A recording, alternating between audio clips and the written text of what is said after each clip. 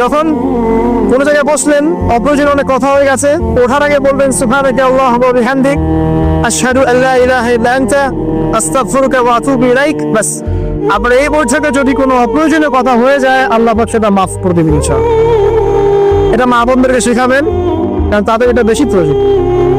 যাই হোক, এরপরে আসেন, তারপরে তিনি বলছেন জিদনি ইয়া রাসূলুল্লাহ, আমাকে আরো কিছু ওসিয়ত করুন। তিনি বলছেন ওয়া ইয়াকা কাখরাতিদ দাহিক, খুব ইম্পর্টেন্ট, তোমার উপরে এটা অবধারিত করো যে তুমি বেশি হাসবে না, বেশি বেশি হাসবে না।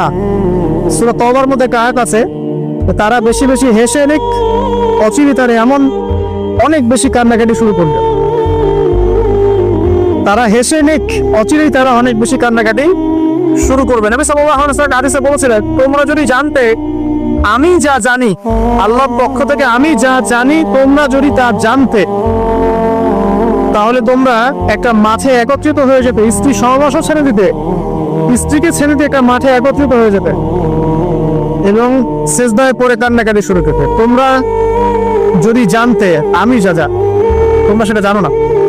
তো বেশি হাসাটার কুফল কি? নবী সাল্লাল্লাহু আলাইহি ওয়াসাল্লাম বলছেন ফাইন্নাহু ইউমিতুল কলবা, এটা ওই সে কলবের কথা বললাম, কলবের যত্ন নিতে হবে, কলবকে মেরে ফেলবে। বেশি বেশি হাসলে কলবকে মেরে ফেলবে।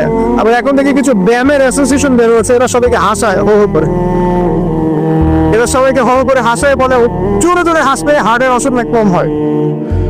আর আল্লাহ রাসূল বলছেন যারা বেশি বেশি হাসে এদের কলব মরে যায়। নবীজি কেমন করে হাসতেন? নবী সাল্লাল্লাহু আলাইহি ওয়াসাল্লাম মুচকি হাসতেন, তিনি হাসতেন। এমনকি বলা হচ্ছে হাদিসে, নিজের দিনী ভাইয়ের সাথে, মুসলিম ভাইয়ের সাথে হাসি মুখে সাক্ষাৎ করলে নেকি হয়, আবার লাভে নেকি খাবা। তো হাসবো অবশ্যই, আমরা কখনই মানে হাসা কমিয়ে দিব, অবশ্যই হাসবো, তবে অট্ট হাসি না। অট্ট হাসি নিজের হৃদয়টাকে কি করে? মেরে ফেলে। মুচকি হাসি। আর নবীজি কখনো কখনো এমন ভাবে হেসেছেন যে তার দাঁত দেখা গেছে, এমন ভাবেও হেসেছেন, কিন্তু সেটা সংখ্যা খুব কম ছিল। তো আসুন, এরা একটা কুফল আছে, এবং এই অট্ট হাসি বেশি বেশি দেওয়ার ফলে চেহারার যে নূর, মুত্তাকি মানুষ যারা, নামাজি মানুষ যারা কোরআনের সাথে সম্পর্ক রাখে, দেখবেন চেহারাটা নূর থাকে, একটা আলো থাকে, আল্লাহর পক্ষ থেকে নূর থাকে, একটা রব থাকে, একটা প্রভাব থাকে, রব মানে প্রভাব। তো বেশি বেশি জোরে জোরে হাসতে চেহারার নূর কমে যায়।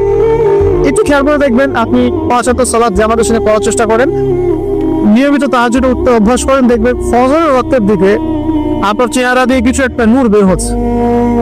এটা হবে, দেখবেন।